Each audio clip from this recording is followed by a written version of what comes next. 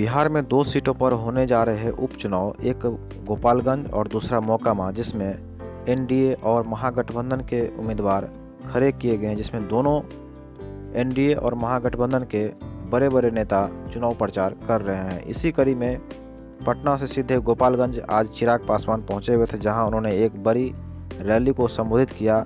उन्होंने संबोधित करते हुए नीतीश कुमार जो मुख्यमंत्री हैं उन पर जमकर हमला बोला। नीतीश कुमार के बच्चे वाले बयान पर चिराग पासवान ने जमकर उन पर भड़ास निकाला। साथ ही मुख्यमंत्री नीतीश कुमार के द्वारा स्वर्गीय रामविलास पासवान पर दिए गए अमर्यादित बयान को लेकर भी उन्होंने चिंता जाहिर की। उन्होंने कहा कि हमने नीतीश कुमार के व्यक्तिगत जीवन पर कभी टीका टिप्पणी नहीं की है, साथ ही हमेशा उनका सम्मान ही किया है। आइए सुनते हैं वे चुनावी सभा में और मीडिया को संबोधित करते हुए क्या कुछ कह रहे हैं। सपनों को पूरा करने का काम करे और इसीलिए आग्रह करता हूं कि हमारी बहन कुसुम देवी जी, जिनका पता है ना उसमें ईवीएम पे कौन से नंबर पर है, सबको पता है, सब लोग दिखाइए तो सबको पता है 2 नंबर। हाँ, ये निशान किस चीज का निशान होता है? विक्ट्री का निशान होता है, विजय का निशान होता है। तो विजय तो पहले से ही सुनिश्चित है। इस बात को हम लोग को तय करना है कि 3 तारीख को कोई ना छूटे, कोई भी नहीं छूटना चाहिए। चाचा चाची, दादा दादी, नाना नानी, भाई बंधु, यार, रिश्तेदार, सबको लेकर जाना है मतदान बूथ पर। वहां पर लेकर जाकर 2 नंबर पर बटन दबाएंगे ना। युवाओं को अकेले नहीं जाना है, अपने साथ 10-10 लोगों को लेकर जाना है। लेकर जाएंगे, चाची जाइएगा ना, आप उठाकर बताइए, सब लोग जाइएगा ना, सब लोग जाइएगा। तो 3 तारीख को 2 नंबर पर, और छाप कौन सा होगा? कमल का फूल। कमल के फूल पर बटन दबाकर आप लोगों को अपना आशीर्वाद देना। और सही मायने मेरे नेता को अगर श्रद्धांजलि, मेरे नेता के तमाम समर्थक, यहाँ पे मौजूद तमाम लोग सही मायनों में स्वर्गीय रामविलास पासवान जी को श्रद्धांजलि, जिन्होंने अपनी अंतिम सांस तक बिहारियों के लिए वो चिंता करते हैं। साथ ही में यहाँ से जिनका निधन हुआ सुभाष जी, वो भी अपनी अंतिम सांस तक संघर्ष करते रहे। सही मायनों में इन दोनों नेताओं को अगर सही में श्रद्धांजलि होगी तो वो श्रद्धांजलि हमारी बहन कुसुम देवी जी की जीत से वो श्रद्धांजलि होगी।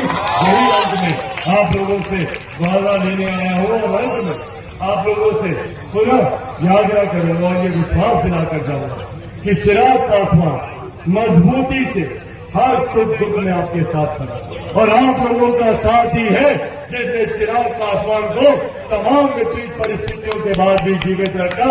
अपशब्द नहीं, खैर बच्चा बोलना किसी को कोई अपशब्द नहीं है, कोई बात नहीं, वो भी मेरी सराखों पर मेरे पिताजी के मरने के बाद, उनके देहांत के बाद आप जिस तरीके से एक व्यक्तिगत टिप्पणी उनके ऊपर कर रहे हैं, क्या आपको शोभा देता है मुख्यमंत्री जी? ईमानदारी से बताएं, क्या आपको शोभा देता है कि उनके व्यक्तिगत संबंधों को, उनकी शादी ब्याह को लेकर आप जिस तरीके से आप टिप्पणी कर रहे हैं, क्या आपका वो स्तर है मुख्यमंत्री जी?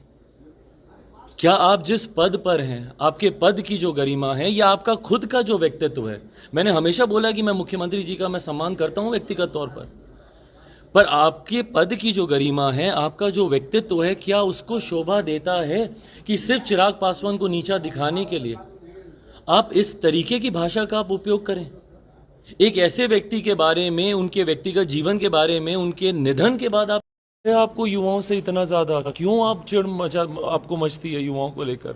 आज आप चिराग पासवान को आप बच्चा बोल रहे हैं, बट कभी ना कभी मुख्यमंत्री जी, जब आपने भी राजनीति की शुरुआत की थी, आप भी बच्चा ही थे। आप खुद गिनाते भुनाते नहीं थकते कि मैं छात्र आंदोलन से निकला हूं, मैं छात्र आंदोलन से निकला हूं। जेपी के वक्त हम लोग छात्र आंदोलन में थे। भाई, मेरे खुद के पिताजी छात्र आंदोलन से निकले, मेरे खुद के पिताजी जेपी के साथ उन्होंने छात्र आंदोलन में उन्होंने हिस्सा लिया है, और उसी से मुख्यमंत्री नीतीश कुमार जी भी निकले। तो आज आपको जो बच्चा दिखता है, आप अपना अतीत काहे के लिए भूल जाते हैं? भैया, आप भी वहीं से निकल कर, और मैं मानता हूं, यकीनन मैं आपका श्रेय नहीं ले रहा, आपने संघर्ष किया होगा और आप यहां तक आप पहुंचे हैं, पर बिहार के बाकी युवा को आप इतनी हीन भावना से क्यों देखते हैं?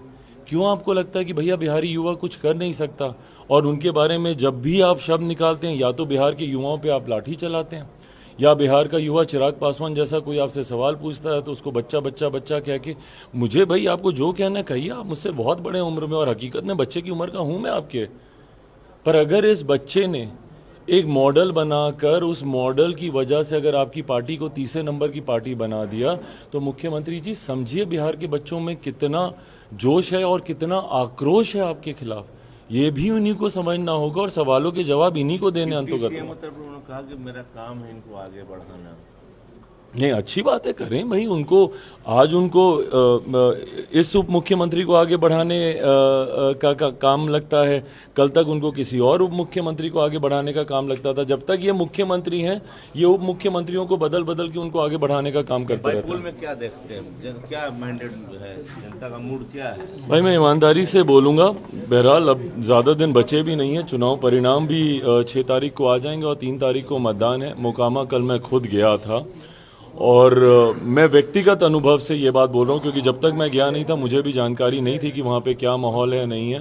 पर जिस तरीके से मोकामा में एक तरफा लोगों का रुझान देखने को मिल रहा है, और कल से रात से जिस तरीके से मुझे फ़ोन, मुझे मैसेजेस, भाजपा के कई बड़े नेताओं के संदेश जिस तरीके से मुझे मिल रहे हैं, तो कहीं ना कहीं मुझे लगता है दोनों सीट, और गोपालगंज के लिए भी हम लोग को अच्छे वो मिल रहे हैं। मैं ये मान के चल रहा हूँ कि दोनों सीट हम लोग जीत रहे हैं। अब जीत का मार्जिन कितना होगा उसके लिए जरूर संघर्ष हो सकता है। क्या कारण मानते हैं कि दोनों जगह में से कहीं सीएम नहीं गए, क्या कारण आप? अब बताइए ना, ये विरोधाभास नहीं है तो और क्या है गठबंधन के भीतर?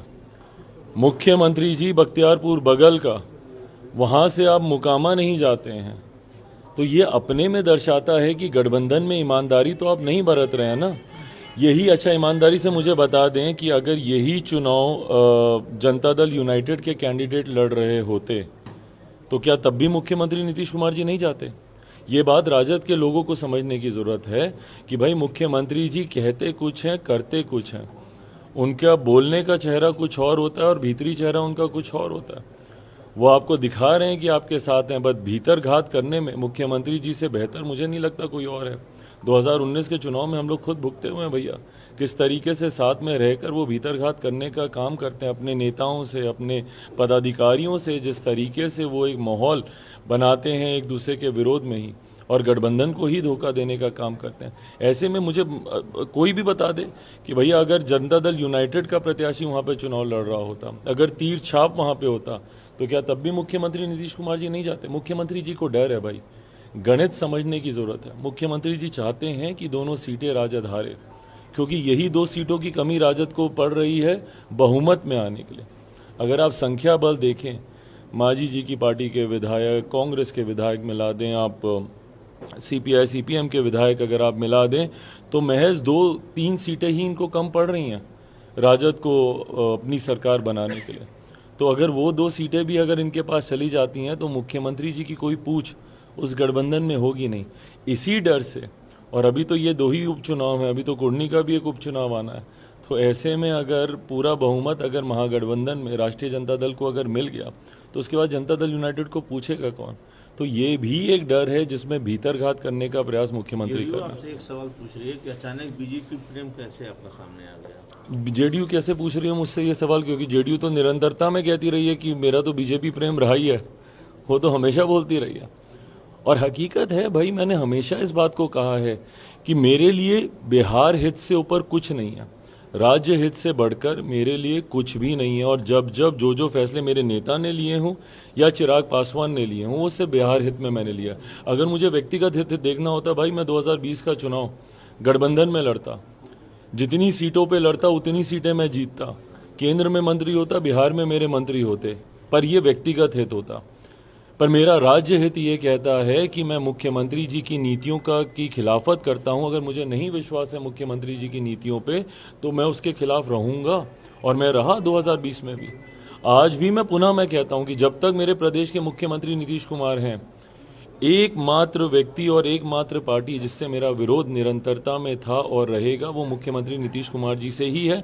और जब तक उनको मुख्यमंत्री पद की कुर्सी से हटा नहीं